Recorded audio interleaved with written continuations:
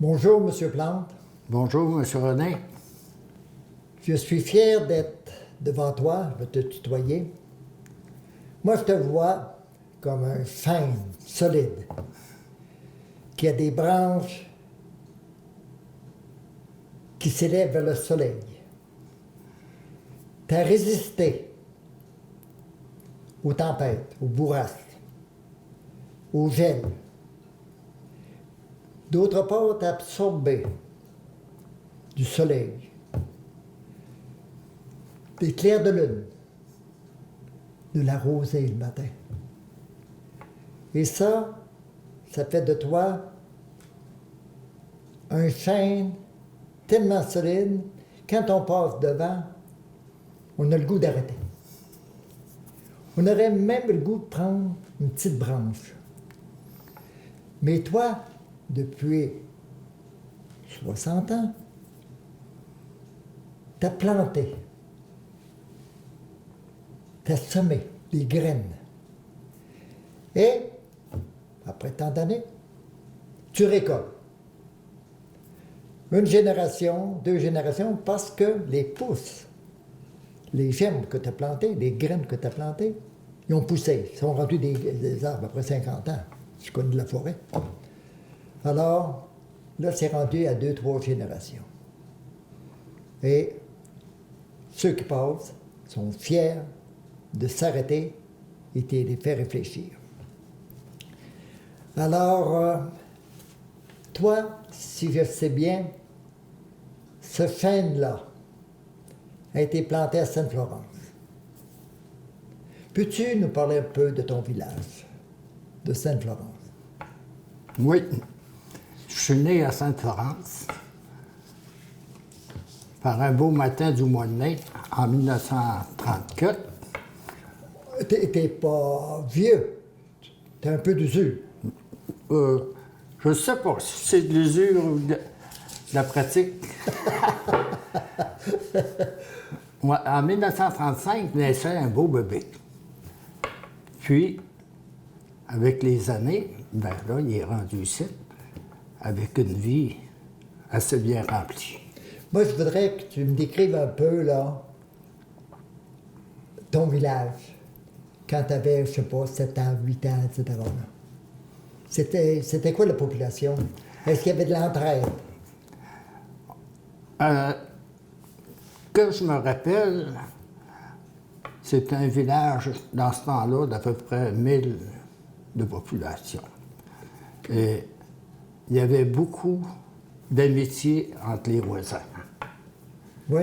On restait dans un rang, puis c'était la bonne entente, surtout de tous les voisins. Tu connaissais tes voisins, là? Oui. En plus de connaître mes voisins, sur un des voisins, il y avait une belle fille. Wow, wow. Ça fait que tu devines à peu près ce qui s'est passé. C'était ton premier amour. Mon premier amour, Tu l'as pas marié? je l'ai marié, Ah, tu as marié d'une voisine. une voisine. On va en parler tantôt, mais... Ça fait que c'est pour ça que j'ai beaucoup de souvenirs de Sainte-Florence. Des bons souvenirs. Des bons souvenirs. Puis ma famille, ben là, la famille, il en reste moins, là. De mon âge, il y en a moins, mais ça reste toujours ta place natale. Étiez-vous nombreux dans votre famille? Chez nous, il y avait 11 enfants. 11. Je suis le dernier. Combien de gars, combien de filles? 3 filles, puis 8 garçons.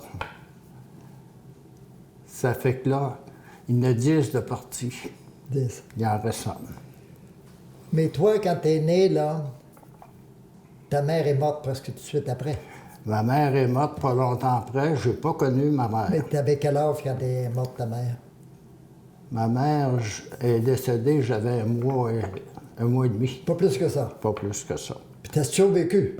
J'ai Jusqu'à survécu. aujourd'hui. Je pense que l'esprit de famille était assez fort. Mon père, j'ai toujours été fier de lui parce qu'il n'a pas placé un. Il a dit, on garde. Il a gardé ses enfants chez lui. Il a tout gardé les enfants. Les 2 plus vieilles, c'était 2 filles. c'était un peu ma mère. C'était presque ta mère. Ouais. OK. Mais toi, tu avais 1 mois et demi, puis ils t'ont gardé à la maison. Oui. C'est tout un chantier, ça? Garder un bébé d'1 mois et demi, là? Un bébé d'1 mois et demi. Puis dans ce temps Mais toi, tu t'en souviens pas, là, 1 mois et Oh demi. non, non. Puis T'as beau être très cultivé, mais tu t'en souviens pas. Puis dans ce temps-là, c'était comme ailleurs. L'argent, là, c'était de quadra. C'est vrai? Ça fait qu'on n'était pas riches, mais on a eu une enfance heureuse. Ça, c'est dans les années 36-37, là. Ouais. Vous n'étiez pas riche. Ton père était cultivateur, quoi? Oui, une petite ferme, quelques vaches, là. Puis OK. il est venu avec une 25-30 vaches, là. Puis il vivait avec ça, il n'allait pas dans le chantier, là. Il y avait des chantiers d'hiver. Il allait l'hiver. Moi, quelquefois, là, chez mon père, Il partait combien de temps quand il partait? il partait des fois l'automne, là, puis avec les chevaux dans ce temps-là. Puis, Ouais. Hein?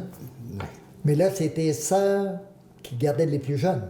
Ouais. Quand ton père partait, là. Oui, oui. C'est quelque chose, ça?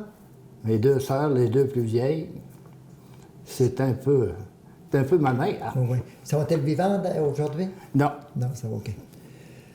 As-tu connu un de tes grands-parents? oui. De quel côté? Du côté de ma mère, je m'en rappelle un peu de lui. C'était un petit bonhomme, il n'était pas grand. Puis de côté de mon père, il restait voisin de nous autres. Grand-père Plante, très bien connu. C'était un peu un prophète du temps. Hein? C'est vrai? Dans quel sens?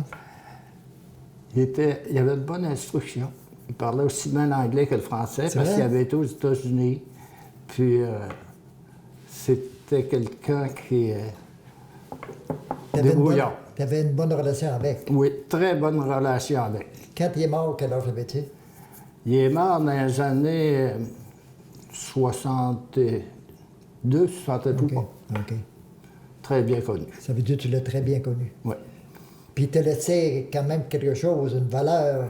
Ben, je pense qu'on hérite de nos parents et de nos grands-parents. Hein? Oui, c'est On vrai. est fiers de ça. Oui. Et le programme, là, de notre entretien, le titre, là, ça s'appelle Héritage. Oui. Puis, tu as hérité de ton grand-père, là, de ton père. C'est quel héritage que tu as eu de ton père? Mon père, c'était un débrouillard sans instruction. Il pouvait écrire son nom. Ça, c'était dur à lire, mais il l'écrivait.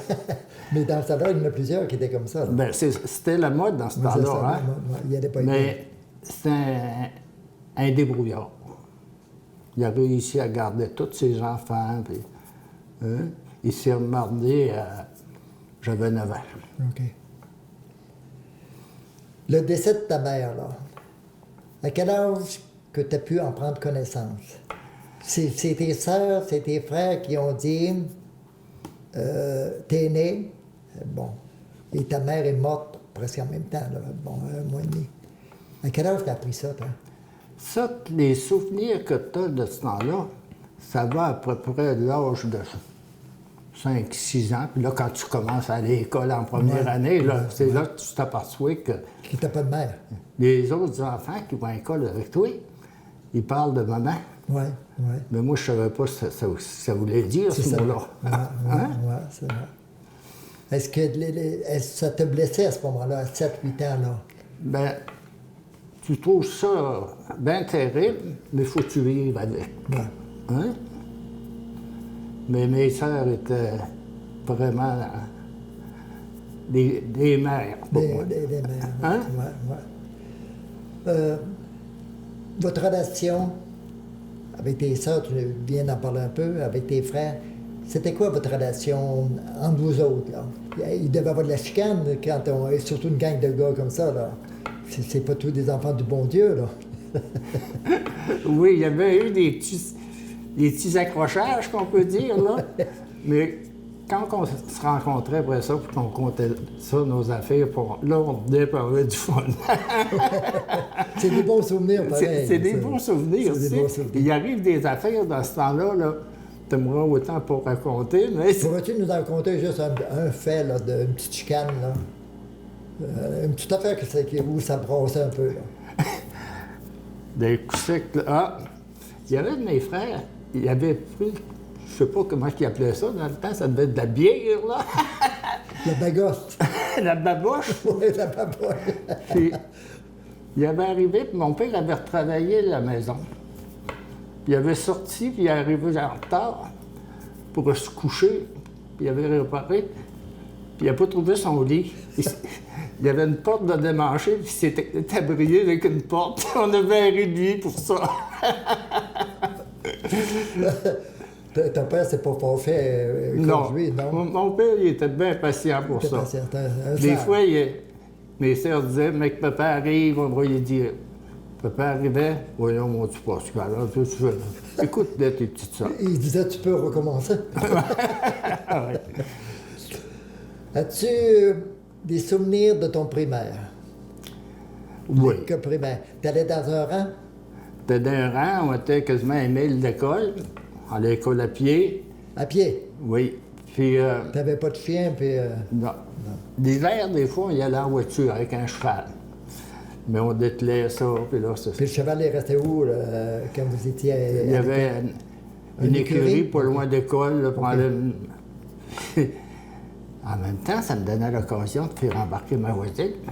Oh, Tu sais, hein? Faut pas l'oublier, ça. Non, non, on va revenir. Puis, on a des bons souvenirs d'école. C'était des femmes qui enseignaient? Ça a tout le temps été des femmes. Est-ce qu'il y en a une qui t'a marqué un peu plus que les autres? Oui, je vais te répondre là-dessus. Il y avait une madame dans notre rang, elle était assez âgée. Là, il n'y avait pas de maîtresse l'automne là, pour engager. Il l'a engagée, elle était à sa retraite. Puis elle connaissait très bien mes parents. Puis moi, elle était là quand ma mère est décédée. Puis elle m'avait pris un peu en protection. Je m'assise sur madame-là. T'étais son chouchou. J'étais son chouchou, école. Hein? Elle était bonne pour toi. Ah oui, très bonne. C'est une madame âgée, mais ça a resté des souvenirs d'elle. Hein? Ouais, ouais. Madame Gendron. Gendron, de Sainte-Florence. Oui. Après ton primaire, raconte-nous un petit peu ton parcours là, scolaire. Tu es allé en foresterie. Raconte-nous ça un peu. Là. Bon. Tu sais, dans ce temps-là... Et quand tu as fini ton t'as fini en 6e année, 7e année? 7e année. 7e année. Mais là, t'as hâte d'aller travailler. Dans ce temps-là, les études, c'était Secondaire. pas plus que ça. Tu avais hâte d'aller travailler, puis je me suis marié, puis là, j'ai eu un bad luck d'être malade. Puis là, j'ai dit, oh, moi, j'ai été bouché dans le bois, puis j'ai dit non, je ne ferai pas ça. Tu étais débuché à quel âge? Alors, je sais pas, j'ai commencé quand tu lâchais l'école, il fallait 14 ans, 13-14 ans. Là, puis là, fallait tu plommes de peu, puis l'été, puis hein? Ah. Puis j'ai dit là, c'est fini, ça. Faut que je fasse quelque chose. Les informations, on s'est ramassé avec, j'ai fait ma 9e année, puis ma 11e année pour les cours de pré-emploi. 11e année, dans ce temps-là, là, c'était presque un cours universitaire. Ouais. Puis là, j'ai eu ma place à l'école forestière de Duchesnay, près de Québec, ça. Pour ça, un an d'école. Pour apprendre la foresterie, là. Pour la foresterie. C'était quoi les cours, grosso modo, là? C'était des cours en foresterie, en français, en mathématiques. Oui, OK. C'était pas juste la foresterie, là. C'était pas juste la forêt, parce que pour être mesureur de bois, Ça se compte un peu. il y a beaucoup de mathématiques là-dedans. Ça fait que j'ai passé ça, puis en sortant de là, j'ai rentré au ministère de l'Énergie et aux Ressources. Puis tu as travaillé longtemps. 30 ans.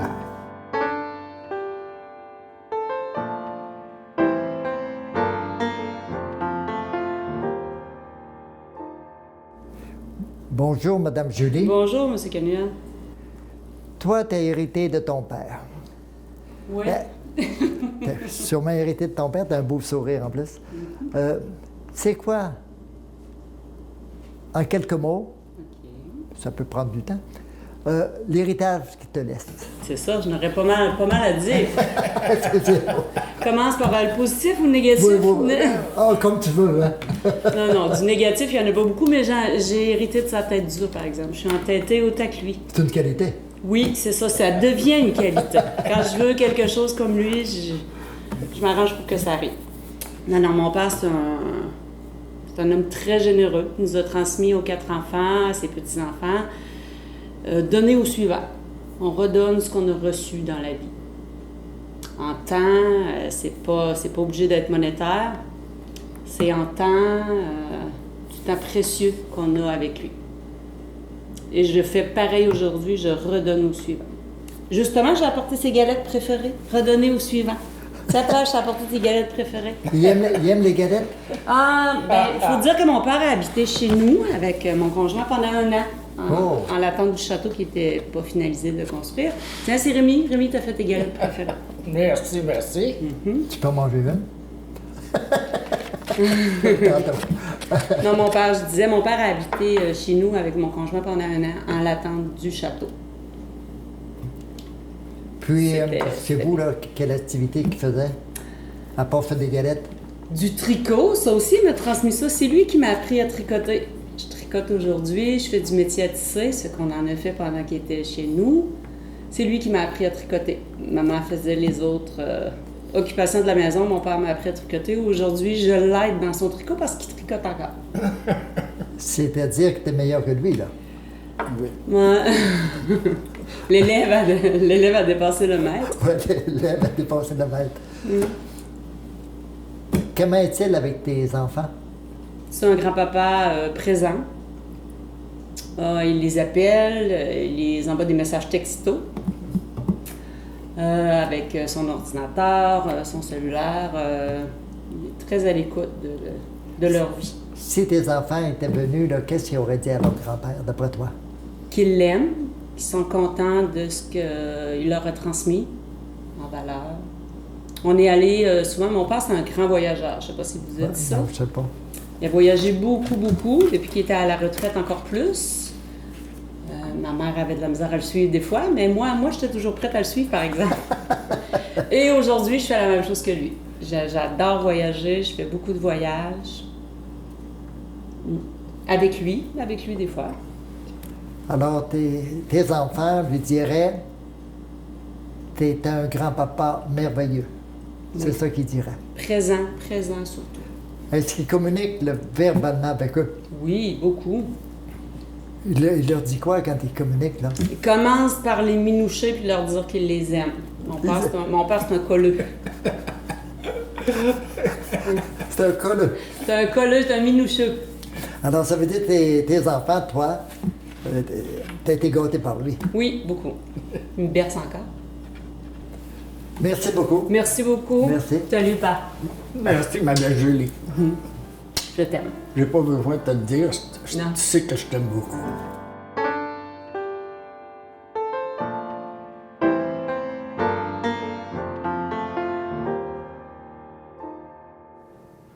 Bonjour, Gaétane. Bonjour. Ça me fait plaisir que tu sois ici. Tu as accepté très rapidement à dire pour M. Plante, non, j'ai pas le choix. Alors, il y a un lien qui vous unit, vous autres. Gaétane et toi.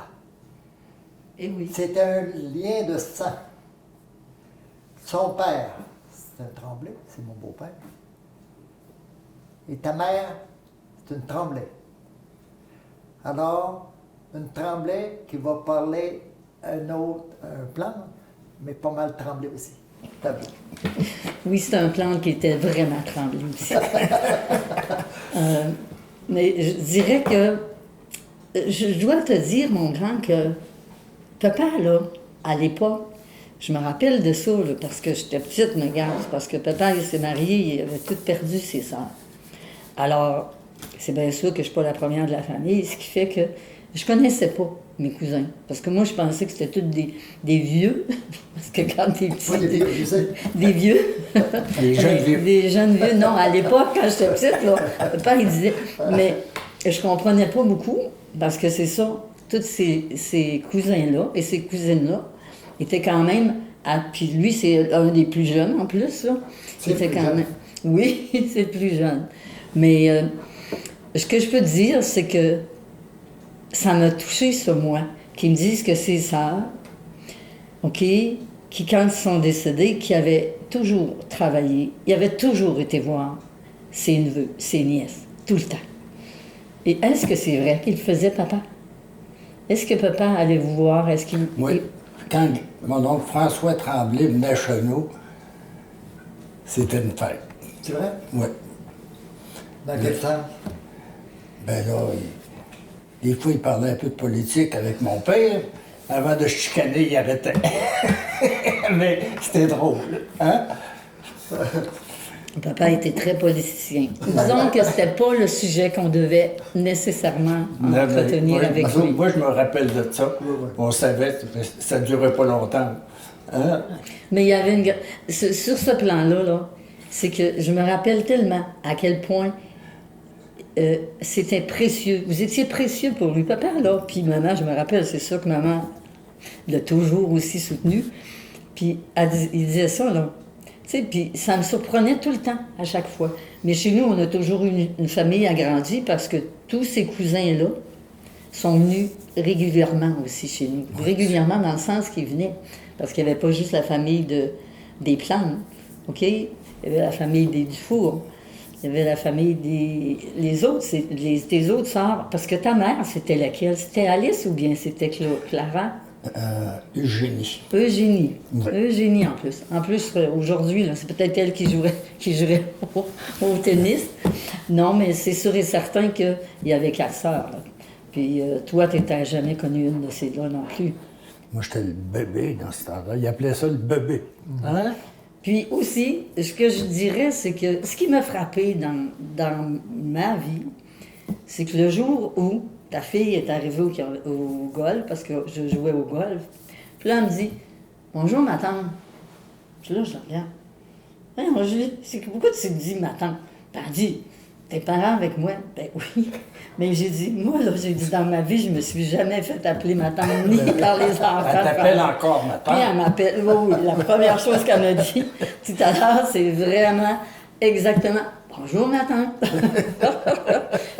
J'avoue franchement aussi que tu as des petites filles exceptionnelles. Tu as 2, en tout cas, des petites filles de Julie à qui j'ai enseigné, mais j'ai aussi enseigné à un des garçons. Oui, c'est ça. J'ai aussi enseigné. Et j'ai toujours apprécié ces jeunes-là, mais ce que je trouvais beau aussi, c'est de penser qu'il y avait une relation aussi qui était intéressante. Ça, c'est parce qu'ils ont été faits avec amour. Ah, ça, c'est sûr. mais aussi avec un petit point d'humour. Parce que tel que je connais Julie, là, ah non, elle m'en sort à toutes les fois. J'ai dit vraiment, ça, c'est un côté peut-être plus plante, parce que les Tremblay étaient toujours assez sérieux, de façon générale. Mais sincèrement, là, je peux dire que c'est des enfants exceptionnels. Je pense que tu es chanceux aussi, là, actuellement, d'avoir ces beaux enfants-là. Là. Comprends donc. Oui, hein. Je pense qu'il y a toujours quelque chose de bien qui se présente dans une vie. Puis moi, je le dis, là, je veux dire, ton humour, l'humour de ta fille, tous ces gens-là sont des gens exceptionnels pour moi. Puis j'étais contente de venir te voir. Merci. C'est bien toi. Hein, mais remarque, j'ai 4 sœurs, puis j'avais 5 frères, puis c'était quand même exceptionnel aussi. Un gros merci, ma belle. Merci beaucoup, Gaétane. Ça m'a fait plaisir. Merci.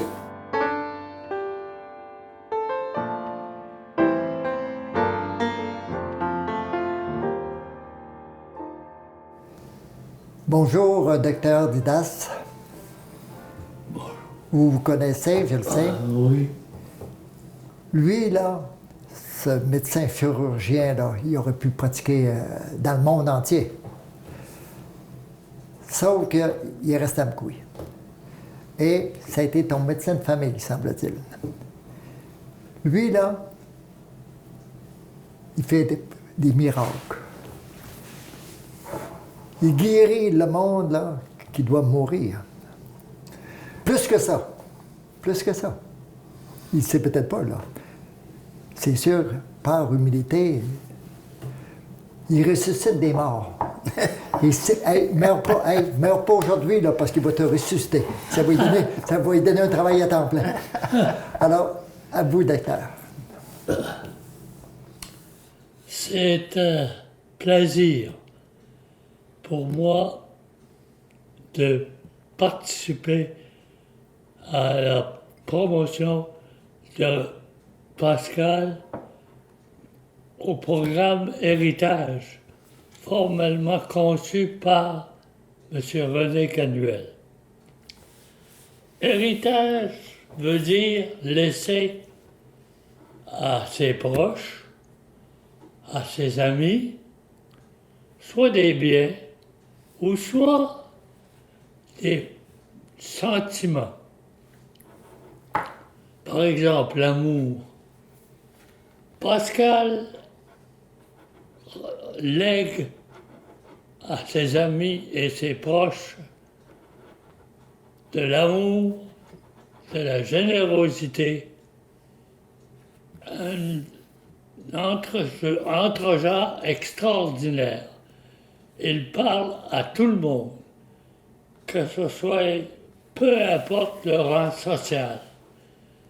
Pascal est une personne ouverte à tout celui qui veut s'approcher de lui et lui parler.